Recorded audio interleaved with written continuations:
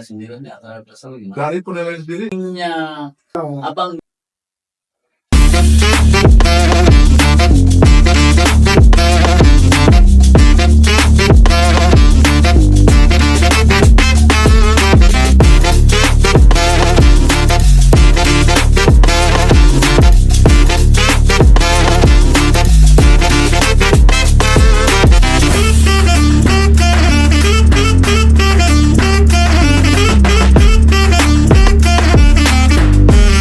selamat siang Sobat BAP. Saat ini di hari Senin di tanggal 3 Februari tahun 2015 kita kedatangan tamu yang terbaru. Perkenalkan, bernama Abang Max, seorang advokat. Gimana kabarnya Abang Max hari ini? Sebelumnya, saya terima kasih banyak sama BAP atas undangannya untuk melakukan wawancara di kantor abang ini. Jadi, alhamdulillah, yang kuasa tetap sehat. Amin. Semangat. Amin. Betul, Bang. Puasa lancar lah ya. Jadi gini, dari kalau jadi Bang Max itu selaku advokat dari KJBP ya Bang Max ya. Jadi, nah kalau kita kan masih awam nih tentang KJBP itu apa itu apa, tentang penilaian aksiran. Kira-kira Bang Max selaku kuasa hukum dari KJBP mungkin lebih tahu ya soal itu. Bang Max bisa jelaskan nggak apa sih KJBP itu sebenarnya, pengertian dari KJBP itu apa? Oke. Jadi, saya kebetulan konsen di kasus-kasus perbankan yang ada kaitannya dengan kantor appraisal, di mana jasa appraisal ini sering dipakai oleh pihak bank atau perorangan untuk melakukan taksasi atau penilaian terhadap objek baik tanah atau bangunan untuk baik itu kepentingan kredit, penjamin utang maupun lelang. Jadi mitra kami, mitra kantor KJBP itu kebanyakan bank, baik itu bank konvensional maupun bank-bank swasta lainnya. Siap. Jadi prinsipnya saya kebetulan jadi lawyer corporate kantor KJBP itu yang satu sudah berjalan 7 tahun, yang satu sudah berjalan tahun kelima. Wah, udah. Jadi cukup lama ya. cukup lumayan lah untuk Jam terbang juga. untuk dunia dunia KJBP yang kaitannya itu terkait dengan masalah-masalah di dunia perbankan. Siap. Jadi itu. Kira-kira permasalahannya apa aja sih Bang yang terlibat di dalam KJBP itu? Satu, kan ini rumah ya. KJBP menilai suatu harga rumah. Permasalahannya konteks hukum ini biasanya apa aja Bang? Sebenarnya kedudukan appraisal itu, kedudukan kantor jasa penilai publik itu sangat krusial dalam arti bagian dari sisi perekonomian perbankan, yang kemudian jasa dari kantor jasa penilai publik itu sangat-sangat signifikan untuk dunia perbankan, karena rata-rata setiap nasabah baik itu perorangan maupun PT maupun pihak bank, ketika mereka mengajukan kredit ataupun penjamin utang atau apapun, itu meminta kantor KJBP untuk menilai atau mengeluarkan laporan penilaian terhadap nilai objek yang dinilai, dan kemudian dasar nilai itu untuk dianggurkan ke pihak bank. Nah, dalam perjalanannya, kasus-kasus hukum yang sering terjadi di kantor KJBP itu ketika pihak nasabah atau pemilik objek dia merasa bahwa objek saya dilelang kok nilainya sekian. Iya. Nggak terima dengan harga Dia nggak terima dengan harga itu. Dia merasa bahwa Iya. kok cuma sekian. Makanya kebanyakan saya dalam praktek 7 tahun belakangan ini untuk yang satu terus yang satunya 5 tahun itu kebanyakan digugat itu terkait dengan masalah nilai. Hmm. Jadi mindset orang-orang awam berpikir bahwa kita itu bagian dari bank yang mengeluarkan nilai. Padahal KJPP itu kan berdiri sendiri. Dia Independen, Bang, ya? lembaga independen yang dikeluarkan izinnya di bawah Kementerian Keuangan. Jadi kita ini punya disiplin ilmu yang tidak semua orang paham. Jangankan orang-orang yang tidak paham hukum. Iya. Kebanyakan teman-teman lawyer juga yang dijadikan mereka sebagai penggugat untuk menggugat kantor klien saya, Iya. itu tidak paham substansi ilmu penilaian ini atau ilmu appraisal ini. Iya. Jadi mindset awam ketika mereka merasa kepentingan hukumnya dirugikan, Iya. bahwa kita KJLP itu bisa diatur, bisa di-request. Oh. Padahal kita ini kan pihak itu yang diminta untuk melakukan penilaian terhadap objek. Bahwa kemudian laporan kita dipakai untuk proses jaminan kredit Iya. maupun dasar untuk menentukan nilai limit sebuah objek untuk kepentingan lelang, Hmm. itu kan berdiri sendiri. Tapi nggak apa-apa. Toh juga kita juga sering beri pemahaman terkait dengan apa posisi kita. Kan begitu. Dalam kasus hukum kebetulan juga awal mula saya dijadiin lawyer kantor KJPP itu ketika saya menangani gugatan terkait dengan pembebasan lahan untuk tol Pocimin tahap 2 waktu itu di Pengadilan Negeri Bogor. Jadi si pemilik objek ini merasa bahwa nilai yang dikeluarkan oleh klien saya, oleh kantor KJPP waktu itu Kampion Sloman Danakan, Hmm. tidak sesuai dengan nilai yang mereka mau. Sementara dasar untuk menentukan pembebasan lahan untuk kepentingan umum itu kan ada undang-undangnya.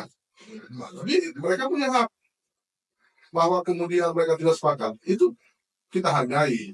Iya. Ya. Tapi ketika dalam proses persidangan itu berlangsung, fakta-fakta hukum kita sampaikan, ya gugur juga gugatan itu. Hmm. Ya, karena memang tidak semua orang itu paham terkait apa sih dunia appraisal itu, Betul. apa sih yang menjadi dasar untuk menentukan Iya. nilai terhadap sebuah objek. Nah, itu yang terjadi. Sama juga kemarin kasus yang di Pengadilan Negeri Lumajang. Hmm. Jadi yang gugat kemarin itu kantor DPR Jawa Timur. Oke. Dia menggugat klien saya dari tunggal 1 karena untuk kepentingan kredit klien saya yang menilai objek nasabah Hmm. untuk pengajuan ajuan kredit ke bank.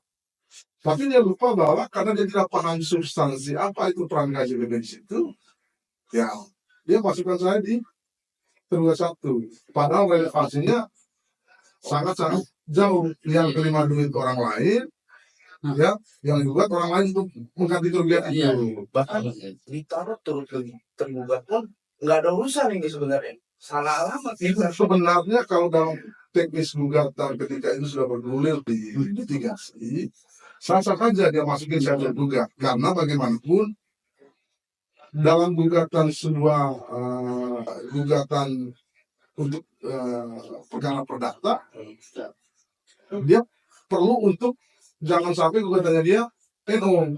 Betul. Karena bagaimanapun semua pihak yang terkait dalam masalah hukum terhadap objek itu pihak harus dimasukkan. Itu tapi kalau misalnya itu masuk dalam substansi tergugat, itu sangat-sangat berlebihan. Jadi gitu. Jadi KJPP itu setelah saya dengar dari Bang Max, dia lembaga independen yang tidak terbentuk oleh pemerintah di Bang Max. Dia swasta ya.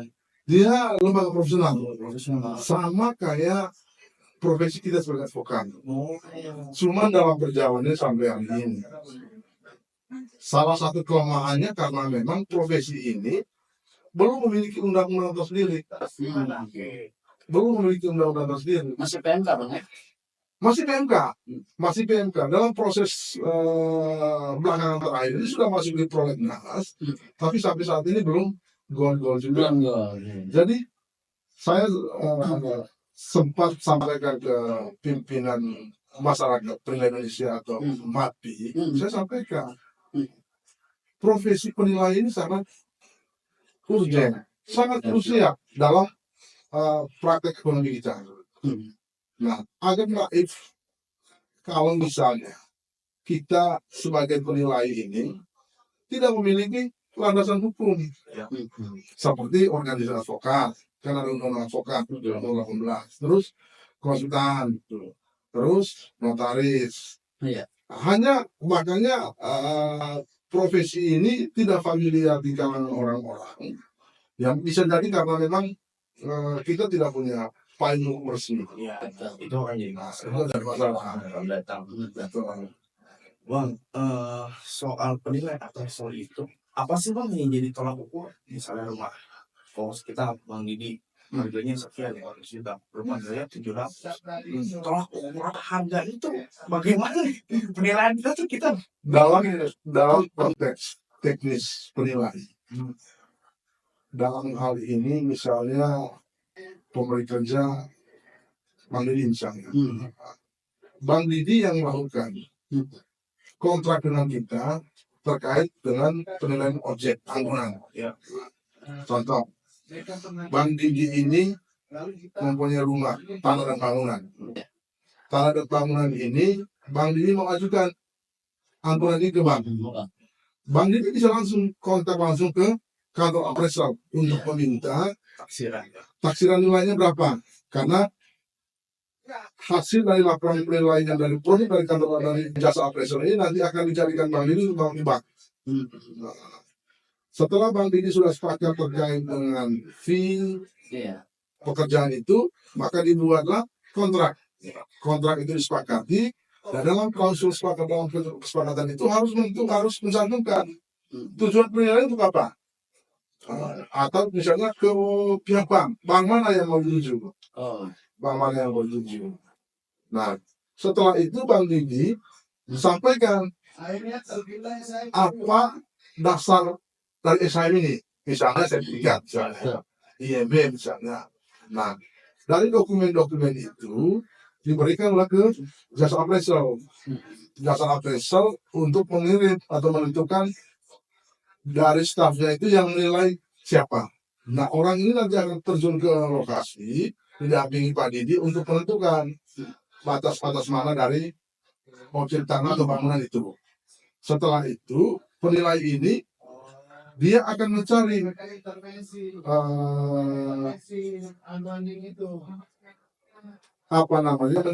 pembanding. Data pembanding sekitar objek yang notabene luas, baik dari segi luas itu harus apple to apple dengan objek yang mau dinilai. Nah, dalam SP itu namanya SP sama KP. KP itu namanya korektif. Kalau SP itu standar penilaian Indonesia. Jadi itu bisa menunjukkan dari penilai untuk melakukan pekerjaan itu. Jadi ketika dia melakukan survei lapangan, terus ambil data pembanding, terus wawancara dengan orang-orang di sekitar, baru kemudian nanti dia mengumpulkan data itu nanti di adjustment. Sehingga bisa menghasilkan nilai berapa dari objek itu. Tentu tujuan penilaian harus jelas. Kalau dasar penilaian untuk kepentingan kredit, dasar penilaiannya pakai nilai pasar. Di situ untuk menentukan nilainya, nilai pasar. Beda kalau bisa peruntukan untuk lelang misalnya. Untuk nilai lelang harus melakukan pendekatan pasar atau likuidasi. Likuidasi itu dasar nilai terendah. Istilah sederhananya jual butuh. Baru nanti laporan ini dicetak dan diberikan 2 laporan untuk ke Bang Didi sebagai pemberi kerja, 1 untuk arsip. Laporan ini tidak boleh digunakan oleh orang lain di luar Bang Didi. Kalau misalnya Bang Didi sampaikan ke pihak bank, berarti tujuan laporan harus tercantum. Kalaupun misalnya kalau dulu sistemnya agak longgar untuk kepentingan internal, artinya Bang Didi, ya udah untuk kepentingan bank mana saja yang mau saya kasih itu soal nanti. Tapi nanti ketika misalnya saya sampaikan ke bank harus konfirmasi ke pihak appraisal, baik email maupun surat resmi. Pak, ini ada hasil penilaian laporan penilaian appraisal dari kantor Bapak. Kami mau menggunakan laporan. Tolong dirubah dong tujuan penilaiannya. Nah, harus jelas. Kalau nggak jelas, repot. Karena dunia appraisal ini banyak dimanfaatkan oleh orang-orang yang tidak bertanggung jawab. Sensitif sekali. Sensitif sekali. Dalam perjalanan karir saya sebagai pengacara di kantor appraisal ini, justru yang terjadi sekarang adalah proyek-proyek yang sudah lama terjadi, baru diusut terkait dengan ada tindak pidana korupsinya di sana, sama kejahatan perbankan. Ya, pihak kepolisian dalam hal ini penyidik dalam menerima laporan terkait dengan laporan pidana itu, ya tetap kita dipanggil karena kita yang menilai objek itu. Tetap diminta keterangannya bagaimana, apakah betul ini dinilai oleh appraisal abang atau bagaimana. Dan pertanggungjawaban hukumnya dia sampai ke sana. Jadi tidak hanya kasus orang yang tidak puas dengan nilai terus dia menggugat, tapi perkara-perkara yang masuk dalam tindak pidana korupsi atau kejahatan perbankan itu sangat-sangat sering terjadi.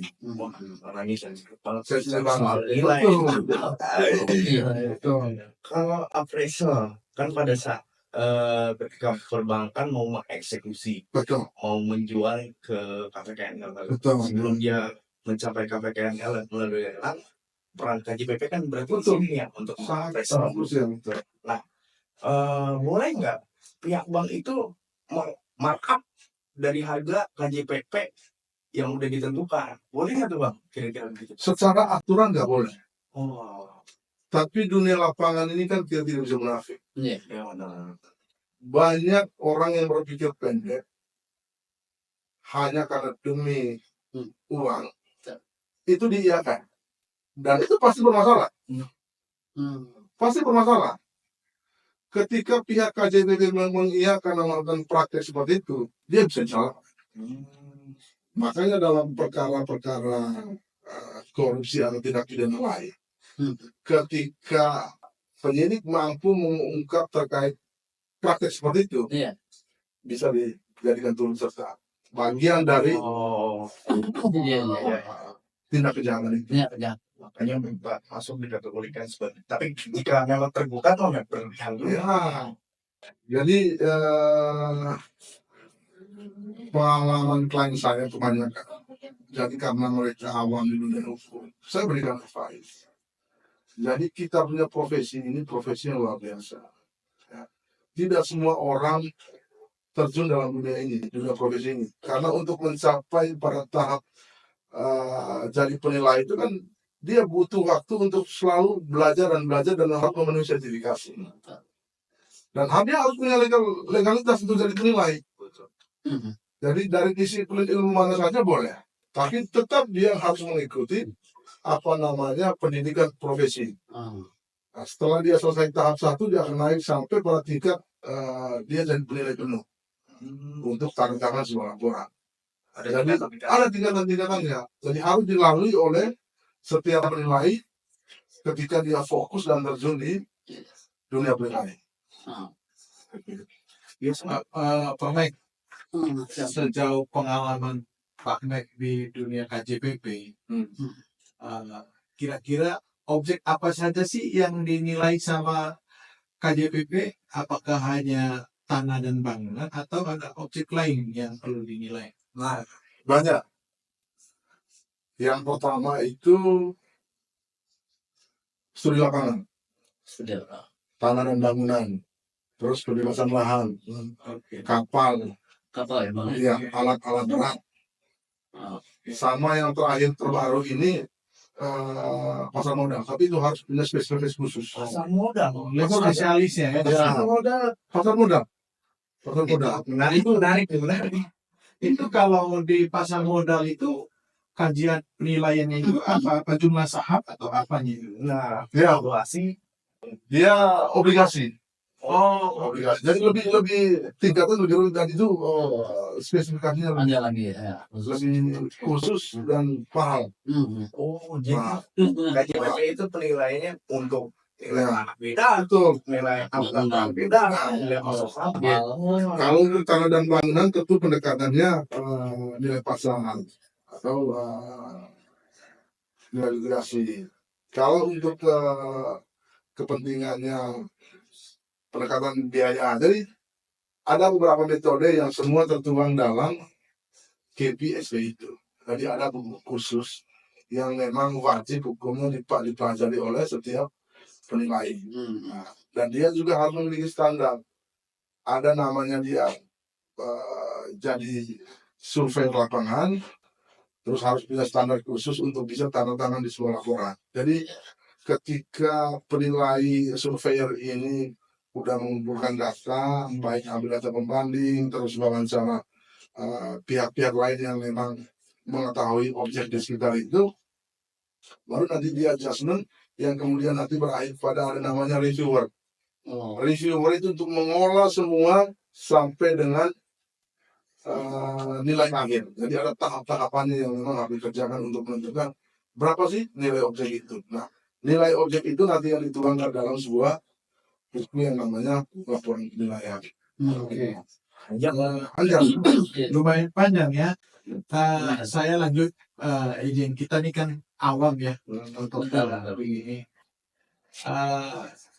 Apakah dalam pelaksanaan atau dalam perjalanannya penilaian itu, hasilnya itu, apakah si pemohon Bekerja. sering menyalahgunakan itu? Dalam arti begini, dia izin, oh ini saya keperluan untuk saya angkat kredit ke ke bank tertentu misalnya gitu. Nah, dalam pelaksanaannya ternyata dia mau salah gunakan misalnya jual ke orang lain. Ya, entah itu berbadan hukum atau individu. Praktek-praktek seperti itu banyak terjadi. Dan itu yang sering terjadi belakangan ini. Satu contoh kasus, saya kemarin baru selesai pendampingan di Polda Jawa Tengah yang di sidik di kriminal khusus. Jadi ada PT meminta kita untuk menilai objeknya dia. Oke. Dalam tujuan pelaporan itu kan harus dicantumkan Iya. ini kepentingan berapa. Nah, dalam proposal yang disepakati disetujui itu untuk kepentingan jual beli. Untuk kepentingan jual beli. Ternyata pihak PT ini, direkturnya ini bekerja sama dengan baik dari pihak bank, oknum bank, maupun orang-orang dalam dari kita yang merubah penilaian dari tujuan jual beli ke jaminan kredit. Dibawalah ini ke Bank BRI.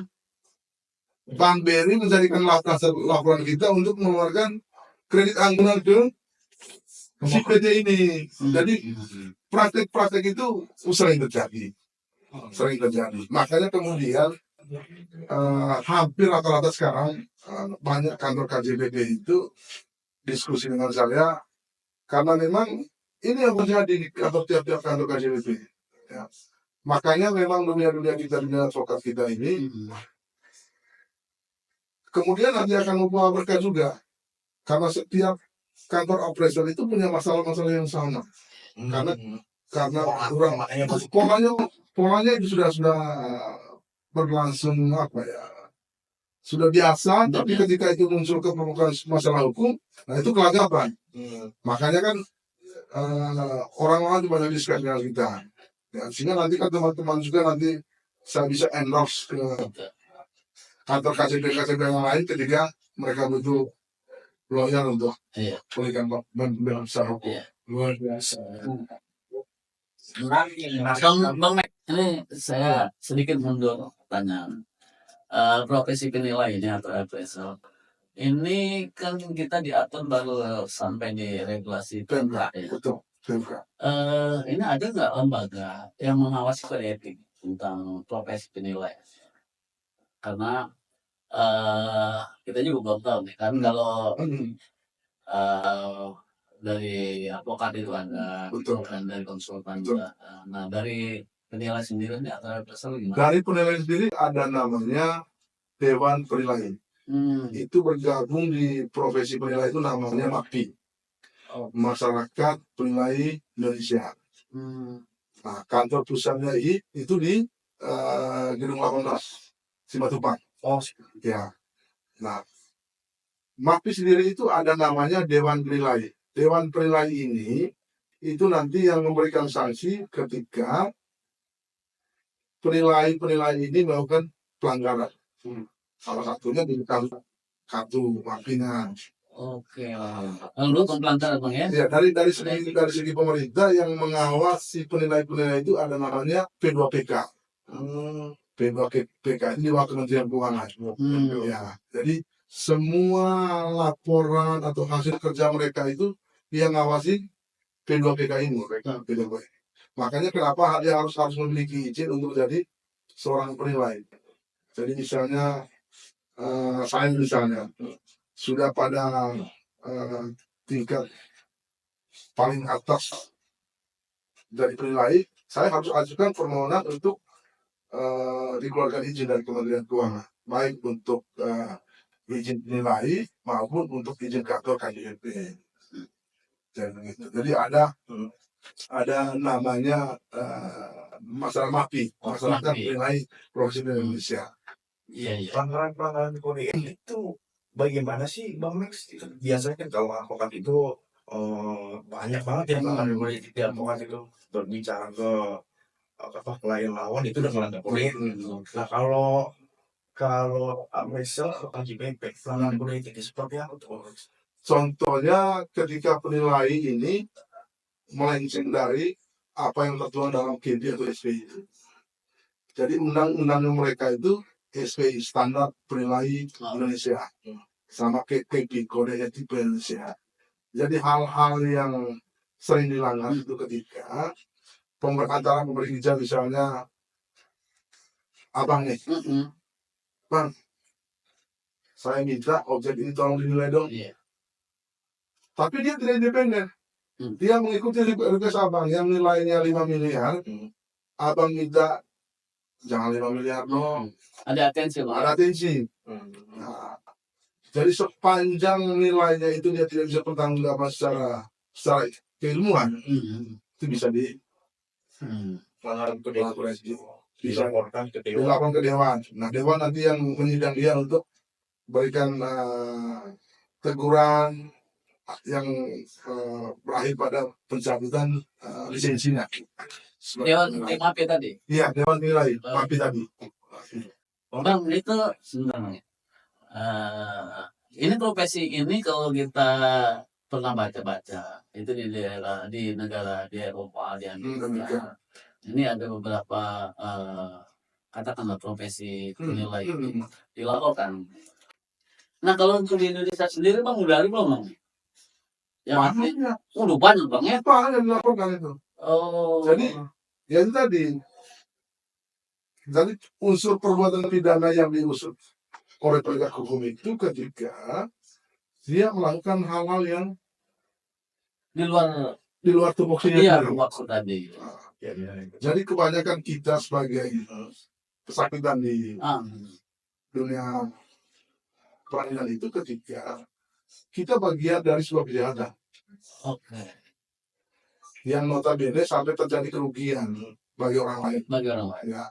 Makanya kemudian penerapan pasal 55 itu menjadi acuan untuk menggiring bahwa kita bagian dari perbuatan jahat itu.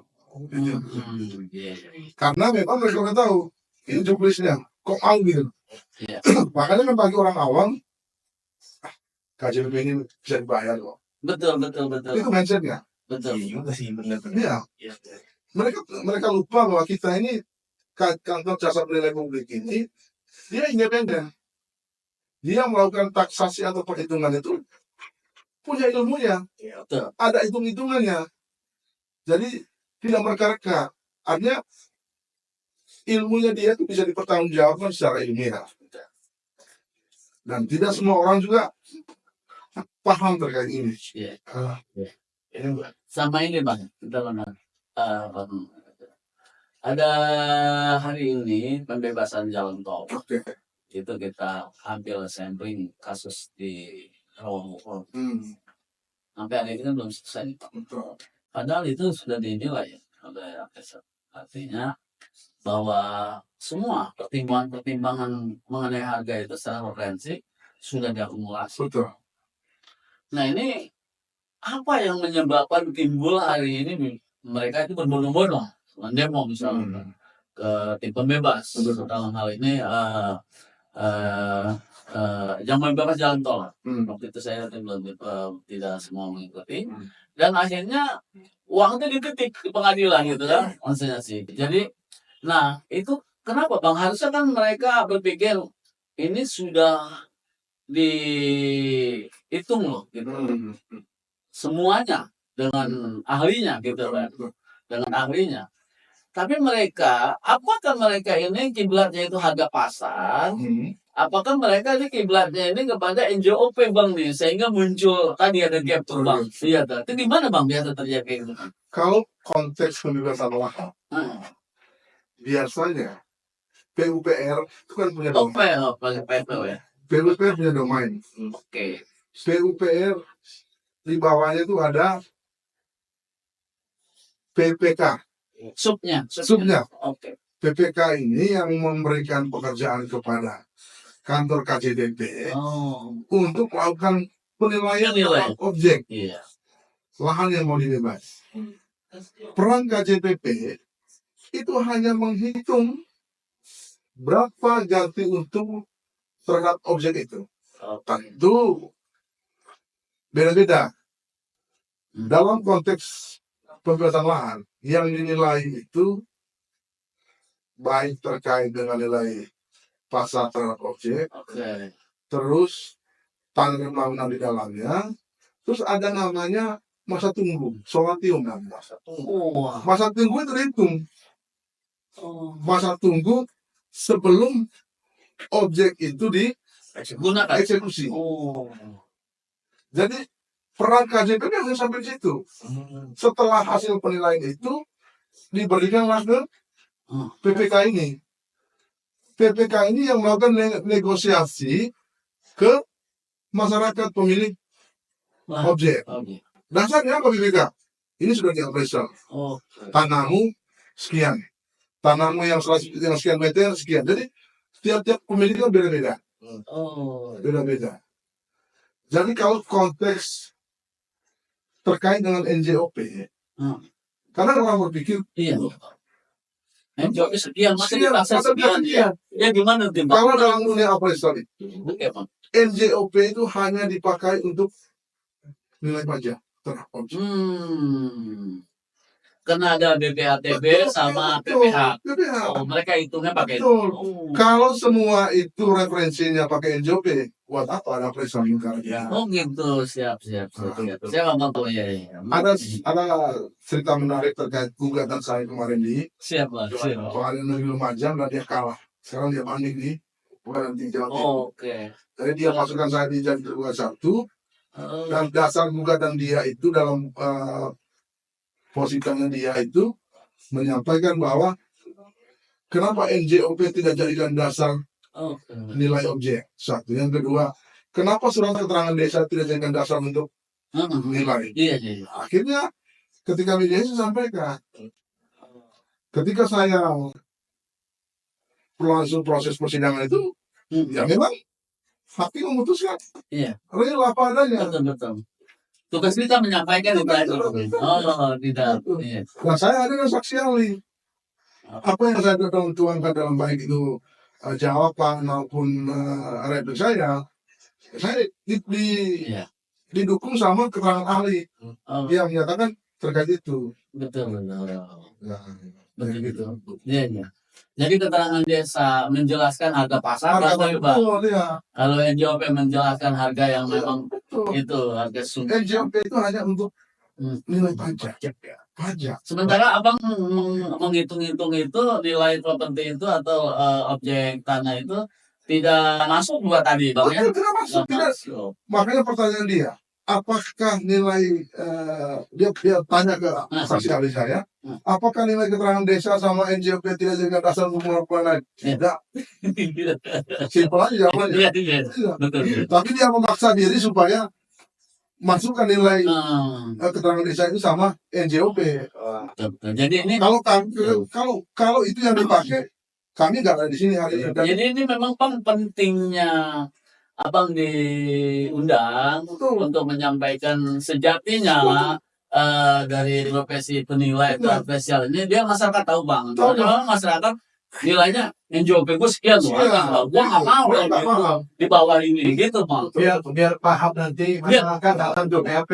Gitu bang. Gitu. itu deh. Ya, betul juga bang ya.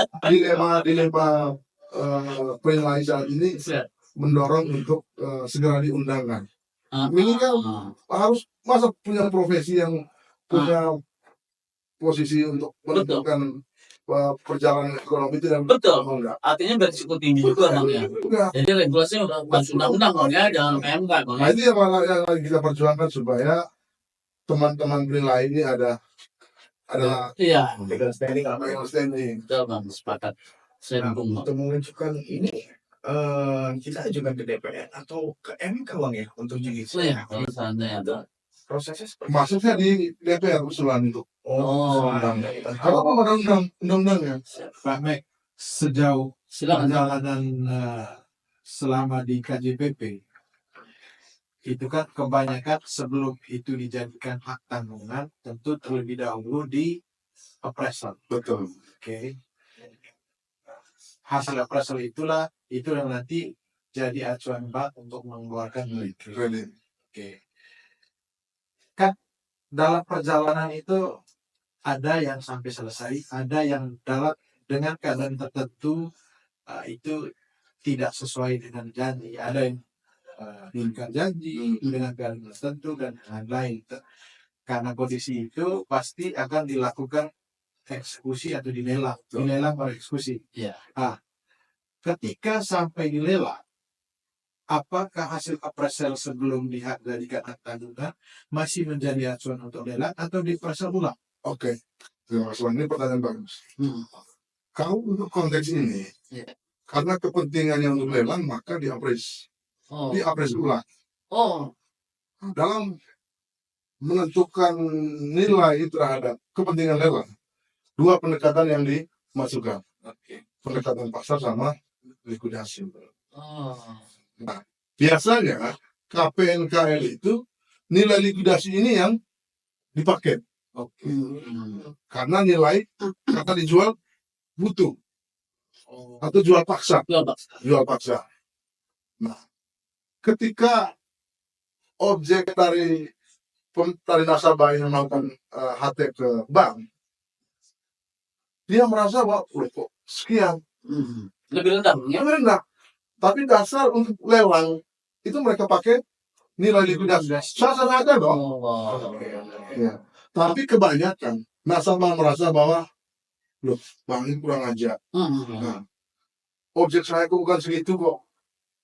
Betul. Nah, itu yang kebanyakan masuk dalam gugatan PMH Iya. di Oh. Pancaya. Iya. Harus diaplikasi ulang. Iya. kalau Iya. ya besok kalau Jadinya masyarakat nanti banyak yang tahu tentang itu. Dengan kehadiran Pak Mek hari ini cukup memberi pencerahan buat Masyarakat.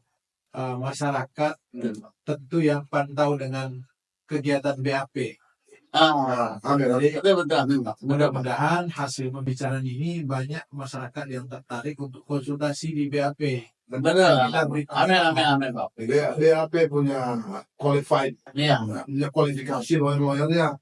Bukan punya saya, Bang Chen, Siap. sama abang-abang ini untuk Siap bang. kita berikan pemahaman hukum terhadap Betul. masyarakat. Ya, karena kebanyakan sekarang ini kan orang anggunkan ke bank, pinjam sekian, apa segala macam, tapi mereka tidak paham apa yang menjadi nilai standar mereka. Nah, itu yang kadang bikin membingungkan masyarakat. Tapi dalam pelaksanaannya kan pasti banyak orang akan melakukan upaya hukum. Betul. Yang sering terjadi itu apakah hanya di gugatan saja atau banyak yang dilaporkan juga untuk KJPP ini? Yang dilaporkan Laporan pidananya. pidananya iya, terus banyak yang masuk. Oh, Kalau di pidananya itu yang sering dilapor itu terkait apanya itu kira-kira? Yang pertama harga men. harga jarang, Oh, tapi pemalsuan. Oh, lebih ke Lebih dokumen. ke pemalsuan, lebih ke dokumen. Oke.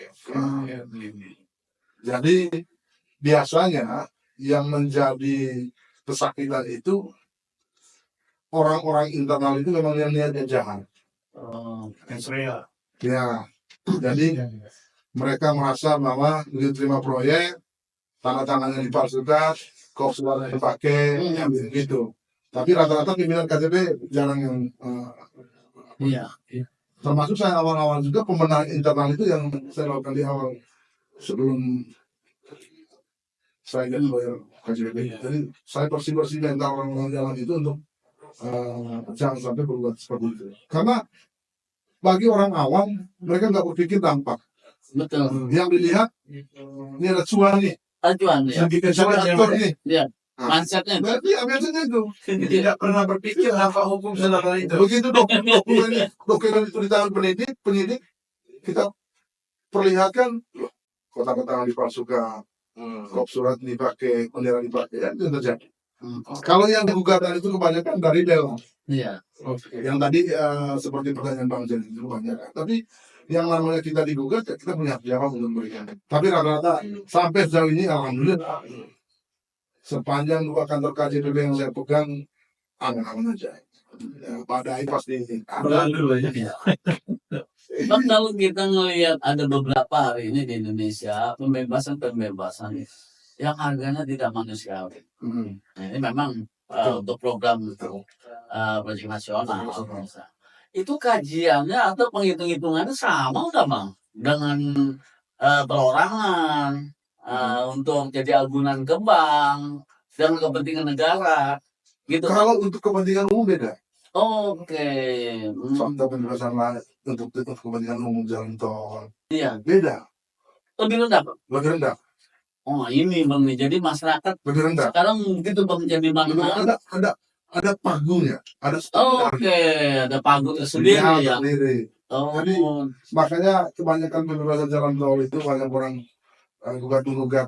Negara udah tahu kok, lu akan ambil komposisi nasional sensitif dan nggak pernah menang. iya bang, ada nggak mindset cara berpikir pemerintah atau negara bahwa ketika ini katakanlah dibebasin, ini dengan harga untuk kepentingan sih, memang kepentingan negara, harganya pasti lebih rendah. Terus dia mau pindah nih ke tempat yang lain nih, secara eksodus. Di sana harganya lebih tinggi bang nih. Terus memikirkan ini hak asasi manusia. Ketika memang ada program pembebasan, kok jadi sengsara karena akibat harganya. Gimana bang? Sebenarnya negara sudah berikan ruang. Oke bang. Hanya kadang kita tidak menutup mata bahwa eksekutor di bawah yang melakukan negosiasi. Oh, middle bang. Iya. Di tatanan middle bang. Ya? Oh, Oh, jangan jauh-jauh. Kasus kemarin pakai lagi. itu. Di wilayah yang ini. Hah? Oh, bang jatah lagi. Kabar angin, Betul. dari sananya sekian. Oh, Dikasih kemana-kemana kan 900.000. itu bang. Gitu. Itu bang. Itu kita tidak pungkirin itu. Kita tidak apatis. Oke. Itu fakta. Itu bang. Ya. Banyak orang-orang lemah juga dibohongi.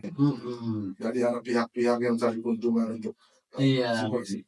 Tapi intinya sejatinya Tapi penilaian dari apresiasi mah jujur bang ya. Peran KJPP di situ yang tadi yang saya jelaskan. Oh, bang. Jadi ketika dia sudah menentukan nilai baik perhitungan nilai bahkan tanaman yang ada di dalam objek itu dihitung. Dihitung bang ya, pohon kelapa, Bisa itu dihitung sampai solatium yang namanya solatium masa tumbuh itu dihitung. Pusing juga tuh jadi apa KJPP. Iya, nantinya bahwa penilai ini sudah KJPP udah perannya di situ. Ini laporannya PPK dan unsur-unsur di bawahnya melakukan, Oh. tapi kebanyakan ya orang-orang ini Ada oknum di tingkat middle yang memainkan kebijakan penilai yang sudah diputuskan sekian, tapi sama dia di-cut lagi. Oh, betul. iya iya.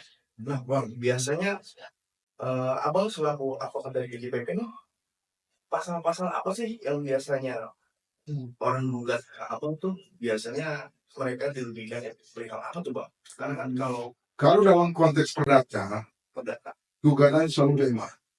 Oh, Ya, yang PMA. 65. Poinnya adalah kita dianggap tidak profesional untuk menentukan nilai, sehingga mengakibatkan kerugian. kerugian dasar pihak. Kan PMA kan begitu. Iya iya iya iya. Kalau pidananya turut serta itu, turut 55 serta tadi. 55 tadi.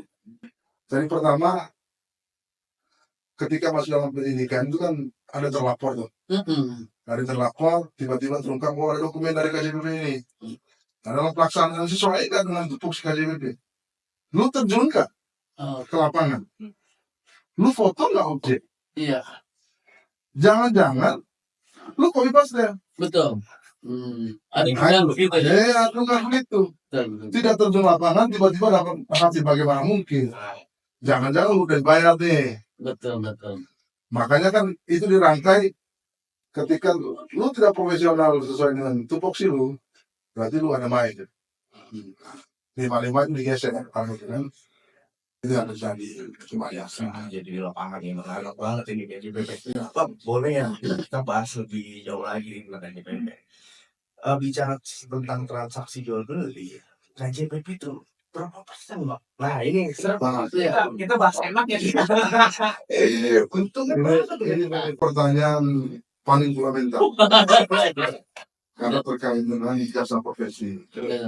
Biasanya antara pemberi kerja dengan penerima kerja, Oke.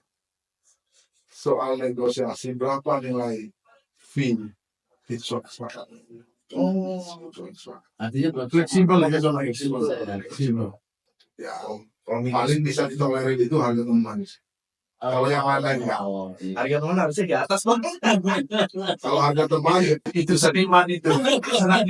sama kayak jasa kita kok. Seniman ya. Semua butuh Pak. Iya. Minimal ada hal-hal yang lebih luas. Iya, lebih untung. Gitu. Ya. Sepanjang itu disepakati, ya oke, jalan.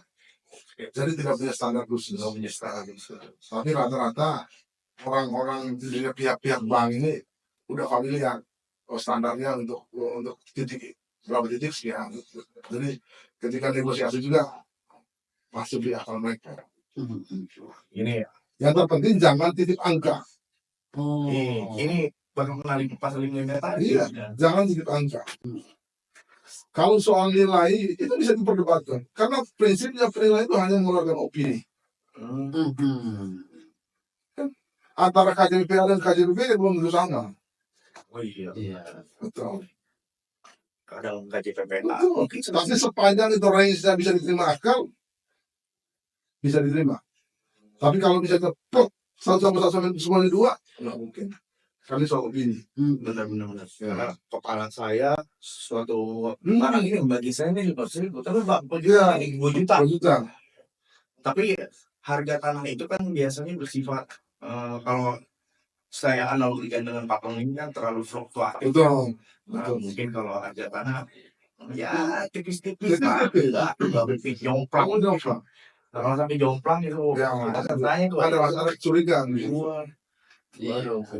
Bang, ada nggak Bang antara tim penilai ya berasal dengan pihak bank itu debatable terkait dengan penilai properti. Padahal si oknum pegawai bank ini udah main nih, dia udah main kepada calon nasabah mau digedein. Tapi sementara penilaian yang abang berikan itu standar, artinya tidak memenuhi atensi dari calon nasabah. Akhirnya kan kita mau diajak kerjasama bagaimana dengan si oknum bank. Ada nggak benar kayak gitu Bang? Tawaran itu macam. Oke. Cuman kembali lagi, Iya, iya. begitu terutama yang dua kantor KJP yang saya return, Jadikan pemanding. saya kasih advice, Oke. jangan deh. Soal rezeki itu sudah diatur. Kalaupun misalnya hari ini terima 1 ember, apakah setelah 1 ember mati? Betul, betul. Kan pasti dampak hukumnya besar. Pastilah. Iya. Apalagi si calon nasabah ini mau ada mensrea, dia mau uang prestasi nih ke depan nih, biar itu jadi dilelang. Padahal kalau dilelang dia udah untung, karena dia dari pinjam lebih besar. Banyak kejahatan-kejahatan perbankan itu dari berawalnya sudah Oh, semua. Omek, terkait pengajuan untuk permohonan di appraisal. Hmm. Apakah si pemohon ini harus yang nama tertera di dokumen oh iya. atau Yang dikuasai. bisa menggunakan nama orang lain? Contohnya Hanta Gonogini, dalam dokumen itu nama suami. Suaminya meninggal, belum sempat balik nama dokumen ini, apakah dia boleh mengajukan untuk di appraisal objek itu? Kalau contoh kasus seperti itu, kita pintar-pintar verifikasi data. Minimal kalau misalnya itu dari harta bersama yang belum balik nama, Ada surat Iya, nikah. surat nikah, KTP suami mana, surat kematian mana. Dari administrasinya harus jelas ya. harus jelas. Ya. Dan pemberi kerja sebelum itu tanda tangan proposal terkait kesepakatan itu, dia harus menyerahkan dokumen, kopi SHF atau alat bukti harus lainnya. Pernah nggak dalam perjalanan melakukan penilaian dalam appraisal harta waris yang mengajukan permohonan itu salah satu ahli waris, dalam perjalanannya ternyata diketahui bahwa itu untuk kepentingan individu, bukan atas persetujuan ahli waris yang lain. Kepentingan individu. Biasanya kalau ada permohonan seperti itu, kita tanya kepentingan untuk apa? Kepentingan untuk apa? Kalau untuk kepentingan untuk bank, status objek ini bagaimana? Jadi kita harus interview si pemberi kerja. Jangan-jangan objek punya orang kita nilai. Itu harus hati-hati di situ soal administrasi. Ada nggak sih selama ini timbul kelalaian dari si appraisal mengenai itu karena tergiur dengan godaan, dia mau saja melakukan itu, yang belakangan timbul persoalan. Ternyata itu tanah warisan yang harus disetujui oleh semua ahli waris. Nah, kan ada case tertentu seorang ahli waris ini dia bisa menggunakan segala cara agar dia bisa mendapatkan keuntungan sendiri dalam satu objek. Betul. Nah, tapi kan itu cukup merugikan si banyak pihak. Nah, baik itu pihak appraisal atau ahli waris yang lain. Ada ketemu Biasanya untuk menjadi seorang pimpinan kantor KJP, dia selektif yang begini. Kalau ada, ini oknum. Sehingga pertanggungjawaban hukumnya dia akan bertanggung jawab secara individu. Tetap pimpinan kantor KJP dipanggil, cek. Karena setiap laporan yang keluar dari hasil laporan itu harus dicatat di buku besar. Tidak bisa lompat. Nggak bisa. Nggak bisa. Karena tercatat di sini, ternyata tidak ada. Jadi setiap perawalan yang masuk, proposalnya harus dicatat. Kepentingan berapa, nomor laporannya berapa. Relas ya? Iya, jadi begitu ada penyidik yang panggil kita, kan diuraikan di surat panggilan itu. Cek, pekerjaan ini terkait laporan nomor berapa, ada nggak? Makanya kan pemalsuannya kan banyak terjadi. Biasanya pimpinan kantor KJP klien saya itu jadi masuk ke meja dia itu clean and clear. Karena harus melalui beberapa tahap. Betul. Jadi tahap terakhir itu di reviewer. Jadi sebelum dia tanda tangan, dia harus tahu utuh ceritanya bagaimana. Karena pertanggungjawaban terkait dengan kepentingan pekerjaan ini semua ada dia. Bagaimana mungkin dia sebagai pimpinan kok tidak tahu? Iya. Ini support yang menarik. Ya, betul. Harus melalui fase yang Enteng. betul. Kan tidak bisa. Bahaya betul. Betul. Karena resikonya Semuanya tinggi. tinggi, resikonya tinggi. Oke, Bang Max, ini kita ngobrol-ngobrol nggak? Rasa. Sudah nggak 50 menit, sudah habis sejam. Ayo, Bang Max, Luar biasa. ada kata-kata hari ini yang motivasi hari ini. Khusus untuk BAP. Iya. Untuk semua masyarakat sobat Sebagai statement closing ini. Untuk masyarakat Indonesia. umumnya Indonesia ini harus paham terkait dengan hal-hal yang tidak benar. Karena bagaimanapun kejahatan perbankan itu udah mulai marak. Sehingga begitu angin SHM atau apapun itu harus jelas. Iya. Jangan sampai dibohongi oleh untuk BAP tetap jaya, Amin. Amin. tetap menjadi Amin. platform yang besar ini supaya kita bisa banyak berbagi, banyak diskusi dan jangan selalu. Amin. Terima kasih, Bang. Baik, terima kasih Sobat BAP. Terima kasih Bang Max. Sama-sama, abangku luar biasa. Terima kasih. Mantap. Oke. Terima kasih, Bang.